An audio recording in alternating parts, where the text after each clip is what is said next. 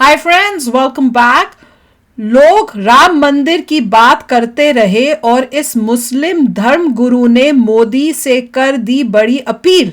चलो देखें, वीडियो शुरू करते हैं। वीडियो शुरू करने से पहले अगर आप चैनल पर नए हो और आपने अभी तक सब्सक्राइब नहीं किया तो जल्दी से पहले सब्सक्राइब के बटन और बेल आइकन को क्लिक कर लो ताकि आपको हमारे सारे न्यू वीडियोस के नोटिफिकेशन मिल जाएं जैसे हम अपलोड करें। अगर आपको वीडियो पसंद आता है प्लीज लाइक एंड शेयर। चलिए शुरू करते हैं। 1000 मुद्दे हैं, मैं मुंह खोलना नहीं चाहता।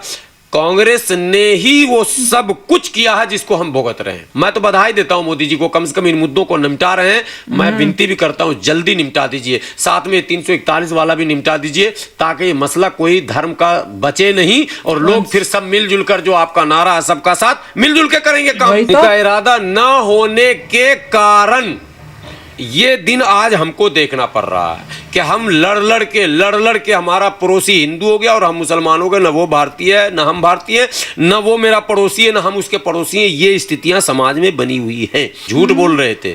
नाम मोहब्बत की दुकान है, अंदर पूरा जैसे गांव देखते होंगे शहरों में छापेमारी में पकड़ाता है, बोर्ड लगाता है मेडिकल स्टोर, अंदर दूसरा जो है सब 2 नंबर का दवा बेचता है, सारे नशा का दवा बेचता है। सेम कांग्रेस वही काम कर रही है। मोहब्बत की दुकान में नफरत का माल ठूस ठूस के भरा हुआ। मोहब्बत की दुकान है तो बता दीजिए आप कि अयोध्या के मुद्दे को आपने 1949 से लेकर 1992 तक लटका कर क्यों रखा।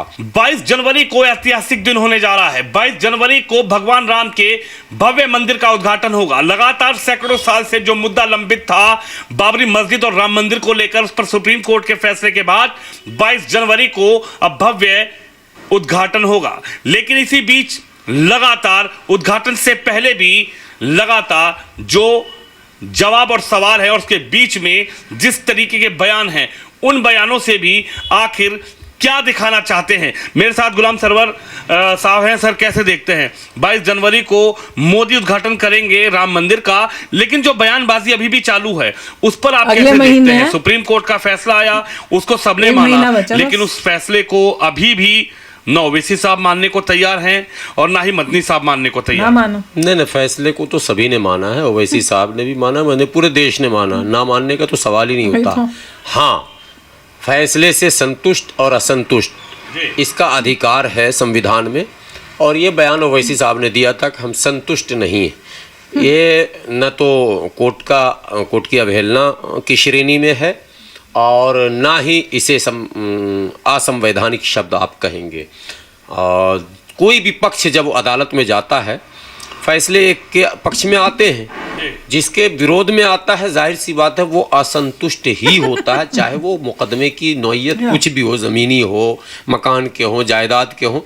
एक पक्ष संतुष्ट होता है और एक असंतुष्ट होता है। तो मुस्लिम पक्ष में से 2-4 लोगों के ये बयान आए थे कि हम असंतुष्ट हैं। समस्या ये नहीं है, समस्या ये है कि 2 तरह के लोग भारत में हैं।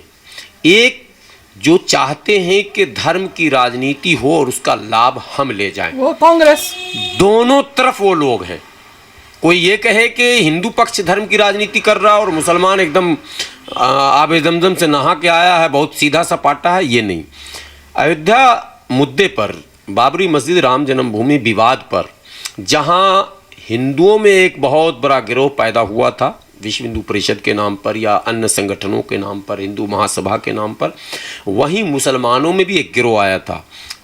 टूटने नहीं देंगे, हिलने नहीं देंगे, ये नहीं करेंगे, वह नहीं करेंगे, अयोध्या चलो, बाबरी मस्जिद में आज नमाज पढ़ेंगे, इत्यादि इत्यादि। दोनों गिरोहों को लोकप्रियता मिली अपने अपने समाज में, चंदा खूब हुआ दबाकर, और दोनों गिरोह के अगुवाई करने वाले लोग राज्यसभा और लोकसभा में भी पहुंचे। मैं एक एक नाम भी गिना सकता हूं, मुझे इतिहास का एक एक पन्ना याद है।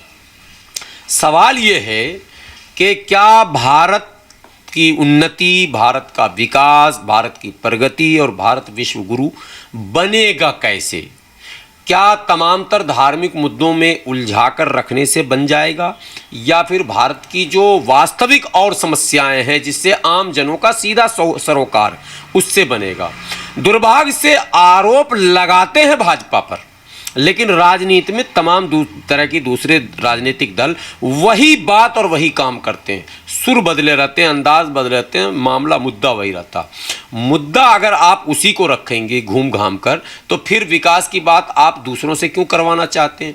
आप शुरू करते नहीं, दूसरों से कहते हैं। रोजगार की बात, आप अभी संसद हमला हुआ, हाँ, उसमें विपक्ष वो को मुद्दा ये बनाना चाहिए था कि सिक्योरिटी लैप्स है, लेकिन वो विपक्ष कह रही है रोजगार, बेरोजगार नौजवानों ये का राहुल गांधी ने लीजिए बोला साहब। था, मैं तो तो सुन के बेरोजगार हैरान 4 ही हो थे गई। क्या भारत में? देखिए बात, एक उदाहरण मैंने दिया, अगर बेरोजगार 4 लाख 4 करोड़ थे तो उनको भी ना आना चाहिए भाई।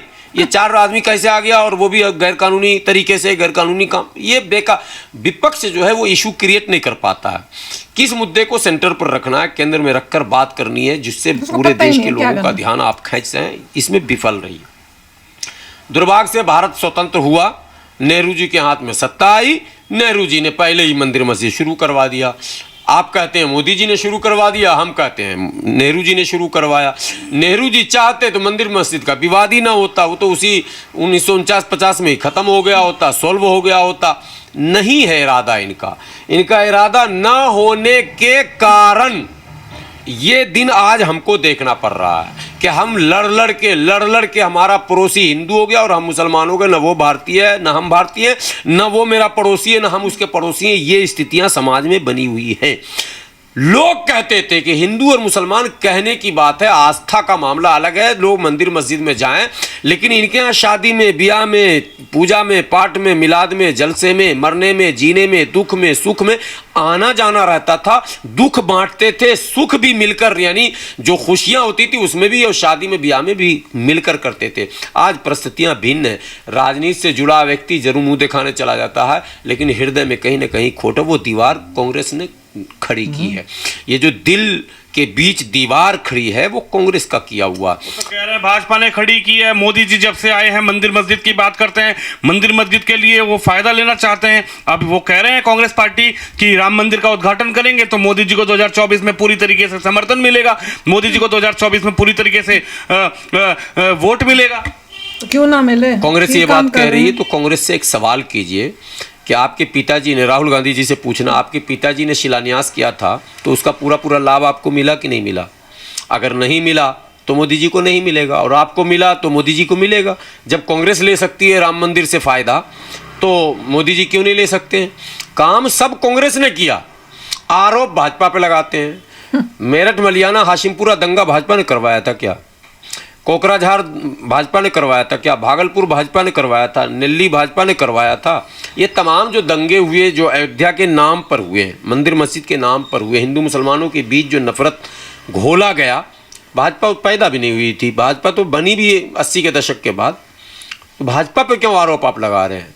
असली मुजरिम कांग्रेस है, नफरत की सौदागर कांग्रेस है।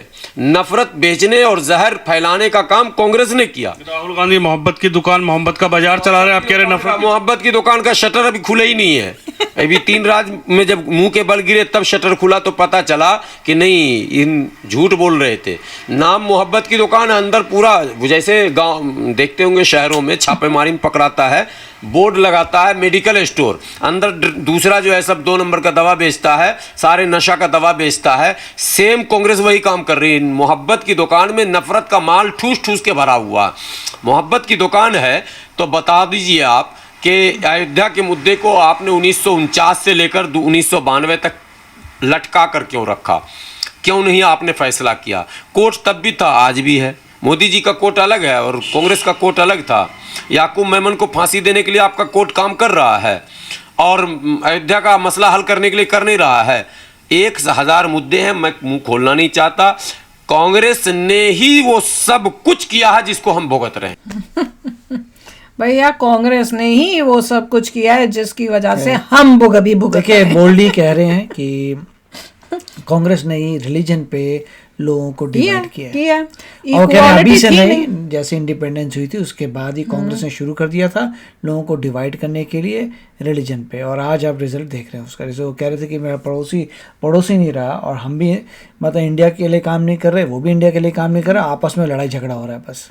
मोदी जी कुछ नहीं कर रहे, मोदी जी इंसाफ कर रहे हैं, जहां गलत हुआ है वहां सही कर रहे हैं। That is all Modi ji is doing. So बात सही थी कि आई होप सब लोगों को समझ आ रहा हो कि जनता को कि कांग्रेस ने ही ये प्रॉब्लम शुरू की थी। अब धीरे धीरे कोशिश हो रही है कि इन सब चीज़ों को सॉल्व किया जाए। और राम मंदिर का पता सबको ही पता है।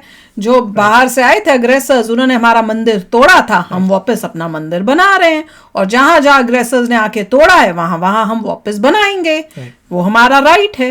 और सबको मानना चाहिए और उसमें खुश होना चाहिए, क्योंकि अग्रेसर्स ना तुम्हारे थे ना हमारे थे, बाहर से आए थे और हमारे देश को तबाह करने आए थे।